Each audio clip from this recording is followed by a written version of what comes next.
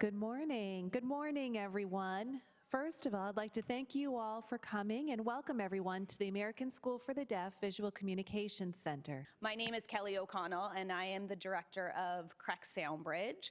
Soundbridge started in 1966 with 5 families who wanted a different option for their children with hearing loss, as well as our preschool, which is a preschool that consists of typically hearing children, as well as children who are deaf and hard of hearing, sent by their school districts. And they're just children who need a little bit more support in learning, listening, and spoken language, as well as our outreach, which consists of audiological services and teacher of the deaf and hard of hearing.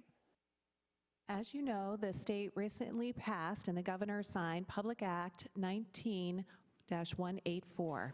And that requires that we must have emergency communication plans for all deaf and hard of hearing students in the public schools.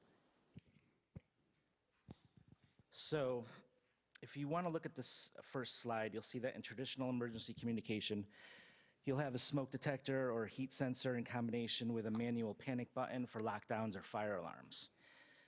These devices would then signal the fire control panel, which would then trigger a typical audible siren alarm and strobe signaling an emergency situation, as well as sending a call to the fire department. So we are Layered Solutions. We are a software company. We sit behind a lot of different types of systems that we'll get into here that drive a lot of automation, a lot of different flexibility of utilizing your own existing technology and helping communication and even security be enhanced. Fire alarm in progress. Fire alarm in progress. Please leave the building now.